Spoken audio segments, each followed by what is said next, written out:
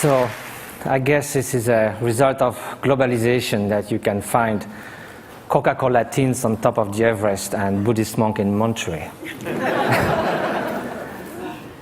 And so I just came 2 days ago from the Himalayas to your kind invitation, so I would like to invite you also for a while to the Himalayas themselves. And to show the place where meditators like me, who began with being a molecular biologist in Pasteur Institute and found their way to the mountains. So these are a few images I was lucky to take and be there. This is the Mount Kailash in eastern Tibet, wonderful setting. This is from Marlborough country.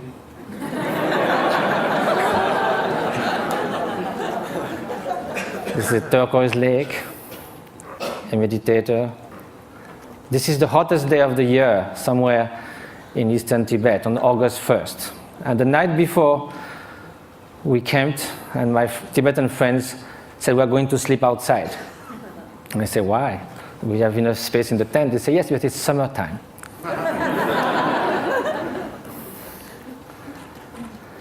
So now we are going to speak of happiness. As a Frenchman, I must say that there are a lot of French intellectuals that seems that happiness is not at all interesting. I just wrote an essay on happiness, and there was a controversy, and someone wrote an article saying, don't impose on us the dirty work of happiness. We don't care about being happy. We need to live with passion. We like the ups and downs of life. We like our suffering because it's so good when it ceases for a while. This is what I see from the balcony of my hermitage in the Himalayas. It's about 2 meters by 3, and you are all welcome anytime. Now let's come to happiness, or well-being. And first of all, despite what the French intellectuals say, it seems that no one wakes up in the morning thinking, may I suffer the whole day. Which means that somehow, consciously or not, directly or indirectly, in the short and the long term, whatever we do, whatever we hope, whatever we dream, somehow is related to a deep, profound desire for well-being or happiness. As Pascal said, even the one who hangs himself somehow is looking for a cessation for suffering. He finds no other way. But then if you look in the literature, East and West, you can find incredible diversity of definition of happiness. Some people say can only be lived in remembering the past, imagining the future, never in the present. Some people say happiness is right now, is the quality of the freshness of the present moment. And that led to Henri Bergson, the French philosopher, to say all the great thinkers of humanity have left happiness in the vague, so that they could define, each of them could define in their own terms. Well, that will be fine if it was just a secondary preoccupation in life. But now, if it is something that's going to determine the quality of every instant of our life, then we better know what it is, have some clearer idea.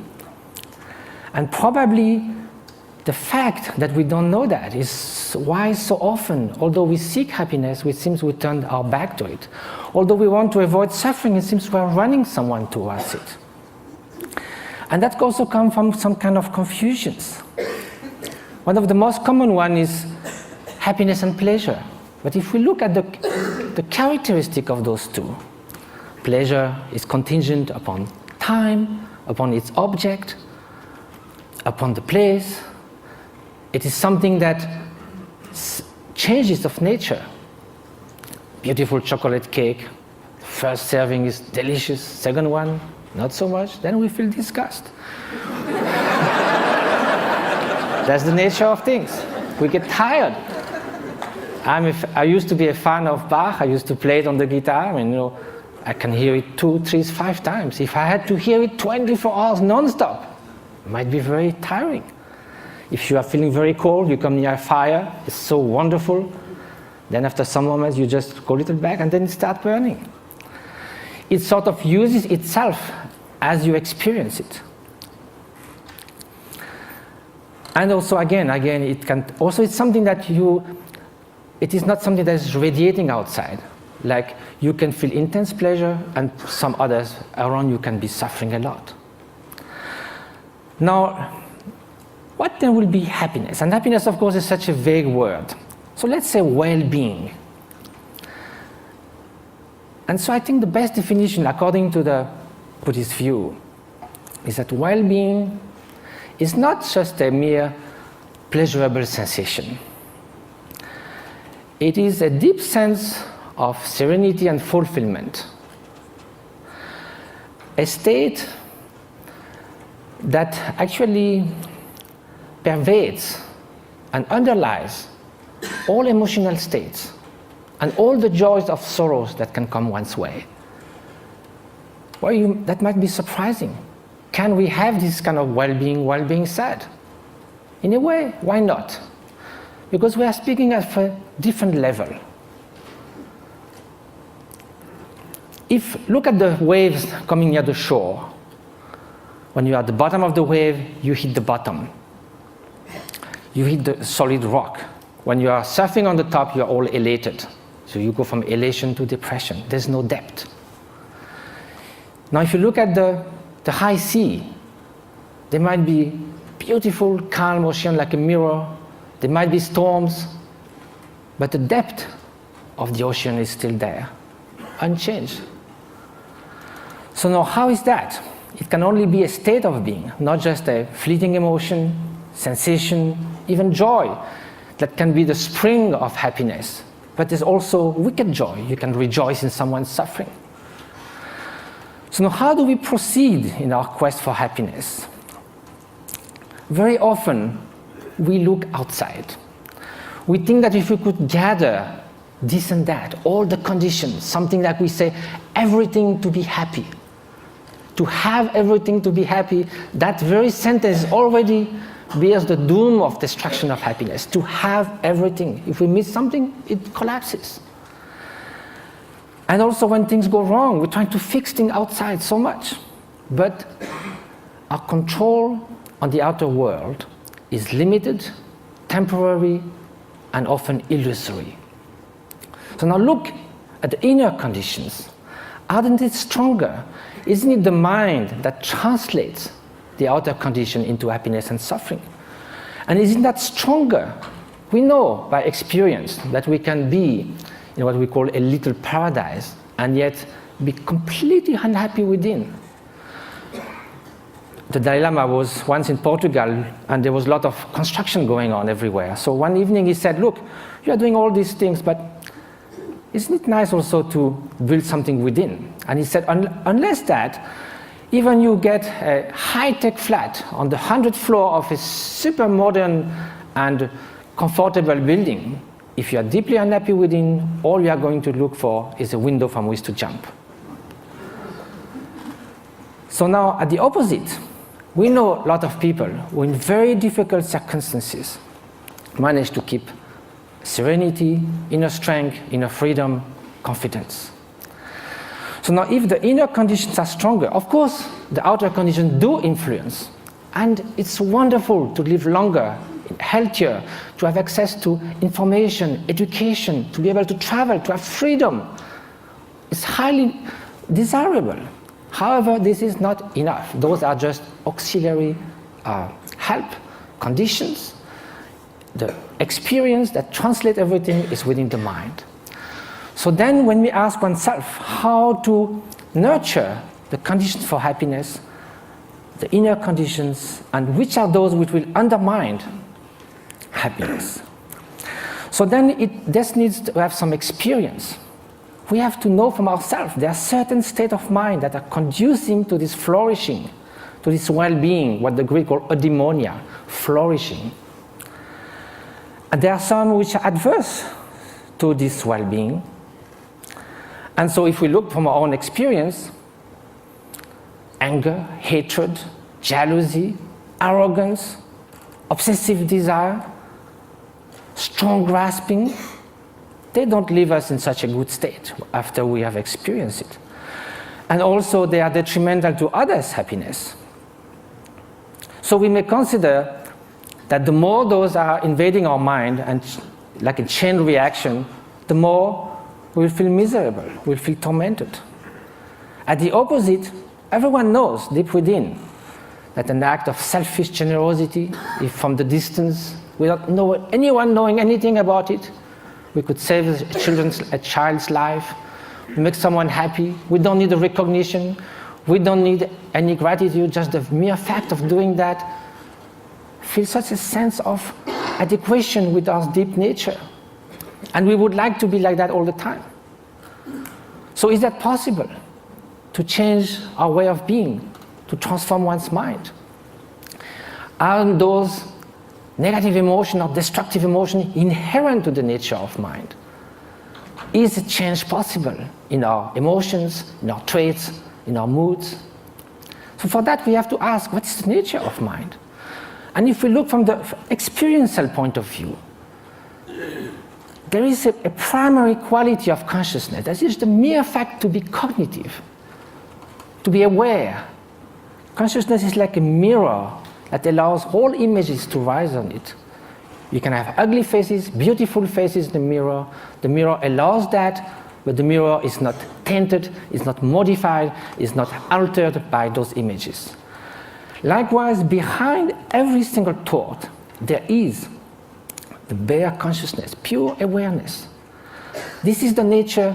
It cannot be tainted intrinsically with hatred or jealousy, because then, if it was always there, like a dye that would permeate the whole cloth, then it would be found all the time somewhere. We know we're not always angry, always jealous, always generous.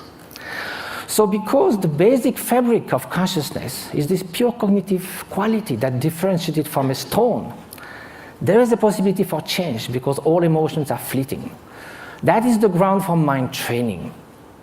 Mind training is based on the idea that two opposite mental factors cannot happen at the same time. You could go from love to hate, but you cannot at the same time, toward the same object, the same person, want to harm and want to do good. You cannot in the same gesture shake hand and give a blow. So there are natural antidotes to emotions that are destructive to our inner well-being. So that's a way to proceed. Rejoicing compared to jealousy, a kind of sense of inner freedom as opposite to intense grasping and obsession, benevolence, loving kindness against hatred. But of course, each emotion then would need a particular antidote. Another way is to try to find a general antidote to all emotions. And that's by looking at their very nature. Usually, when we feel annoyed, hatred, or upset with someone, or obsessed with something, the mind goes again and again to that object. Each time it goes to the object, it reinforces that obsession or that annoyance. So then it's a self-perpetuating process. So what we need to look now is, instead of looking outward, we look inward. Look at anger itself. It looks very menacing, like a billowing monsoon cloud, thunderstorm. But we think we could sit on the cloud, but if we go there, it's just mist. Likewise, if you look at the thought of anger, it will vanish like frost under the morning sun. If you do this again and again, the propensity, the tendencies for anger to arise again will be less and less each time you dissolved it. And at the end, although it may arise, it will just cross the mind like a bird crossing the sky without leaving any track. So this is the principle of mind training. Now, it takes time because it took time for all those faults in our mind, tendencies to build up. So it will take time to unfold them as well. But that's the only way to go. Mind transformation. That is the very meaning of meditation.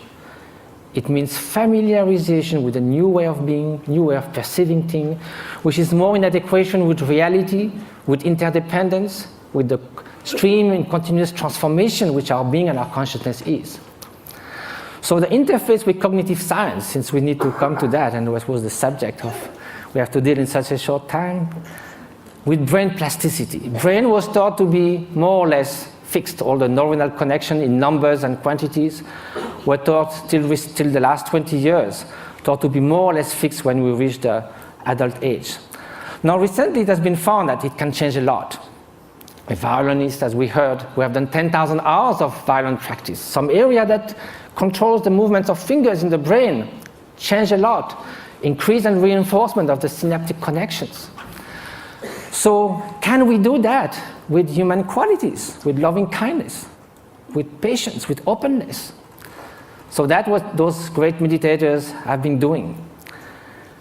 Some of them who came to the labs, like in Madison, Wisconsin, or in Berkeley, did 20 to 40,000 hours of meditation.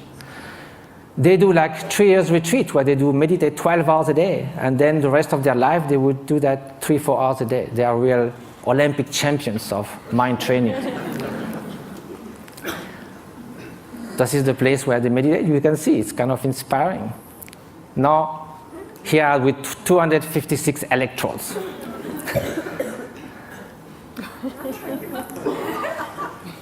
So what did they find? Of course, same thing, the scientific embargo. A paper has been submitted to Nature. Hopefully it will be accepted. It deals with the state of compassion, unconditional compassion. We ask meditators who have been doing that for years and years and years to put their mind in a state where there's nothing but loving kindness, total availability to sentient being.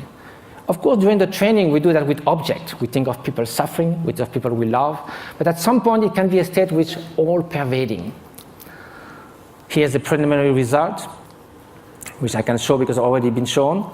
The bell curve shows 150 controls. And what is being looked at is the difference between the right and the left frontal lobe. In very short, people who have more activity on the right side of the prefrontal cortex are more depressed, withdrawn, they don't describe a lot of positive affect. It's the opposite on the left side, more tendency to altruism, to happiness, to express, and curiosity, and so forth. So there's a basic line for people, and also it can be changed. If you see a comic movie, you go more to the left side. If you are happy about something, you go more to the left side. If you have a bout of depression, you go to the right side. Here, the minus 0.5 is a 4 standard deviation of a meditator who meditates on compassion. It's something that is totally out of the bell curve. So I have no time to go into all the different scientific results. Hopefully they will come. But they found that this is after 3.5 hours in a fMRI. It's like coming out of a space ship. Also, it has been shown in other labs, for instance, Paul Ekman's labs in Berkeley, that some meditators are able also to control their emotional response more than it could be taught. Like the startle experiments, for instance. If you sit a guy on a chair with all this kind of apparatus measuring your physiology, and there's kind of a bomb that goes off. It's a so instinctive response that in 20 years, they never saw anyone who would not jump. Some meditators, without trying to stop it, but simply by being completely open, thinking that bang is just going to be just a small event, like a shooting stars, they're able not to move at all. So the whole point of that is not sort of to make like a circus thing of showing exceptional beings who can jump or whatever. It's more to say that mind training matters. That this is not just a luxury, this is not a supplementary vitamin for the soul. This is something that's going to determine the quality of every instant of our life. We are ready to spend 50 years achieving education. We love to do jogging, fitness. We do all kinds of things to remain beautiful. Yet, we spend surprisingly little time taking care of what matters most, the way our mind functions, which again is the ultimate thing that determines the quality of our experience. Now, compassion should also be put in action. That's what we try to do in different places. Just this one example is worth a lot of work. This lady with bone TV left alone in a tent was going to die with her only daughter. 1 year later, how she is. Different schools and clinics we've been doing in Tibet. And just I leave you with the beauty of those looks that tells more about happiness that I could ever say. And jumping monks of Tibet, the flying monks.